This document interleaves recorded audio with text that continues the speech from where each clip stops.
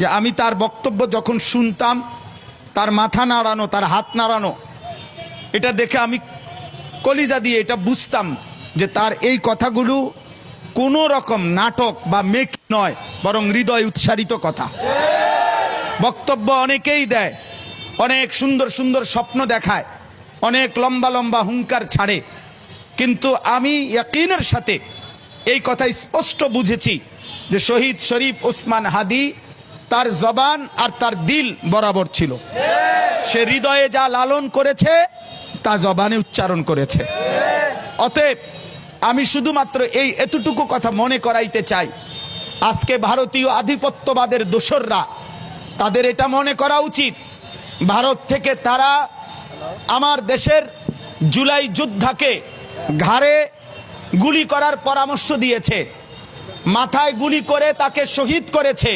বাংলাদেশের জনসংখ্যা কম হতে পারে, তোদের ভারতের জনসংখ্যা বেশি হতে পারে, কিন্তু রব্বে কাবার কসম, আমার বাংলার 18 কোটি জনতা জীবন দিতে যতটা পছন্দ করে, তোরা বাঁচতে যতটা চাস বেটা। অতএব শহীদ শরীফ ওসমান হাদির নিজের লেখা একটা কবিতা আছে, আমায় ছিঁড়ে খাও হে শকুন। সেই কবিতা শহীদ শরীফ ওসমান হাদি নিজেই আবৃত্তি করেছিল। সে বলেছিল যে আধিপত্যবাদের দোসররা আমার সারা দেহ ছিঁড়ে ছিঁড়ে খাও, কিন্তু আমার মাথা খাইও না, অর্থাৎ আমি মাথা বিক্রি করব না।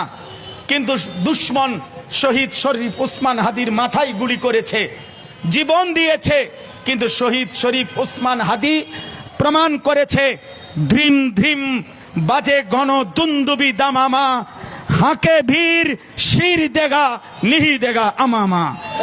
অতএব আজকে ইনশাআল্লাহ এই জমিনে আমরাও আল্লাহর কসম করে বলি, 18 কোটি জনগণের পবিত্র শিরায় 1 ফোঁটা রক্ত থাকতে আমার মাতৃভূমির 1 ইঞ্চি জমিন ভারতের বেঈমান তোরা নিতে পারবি না।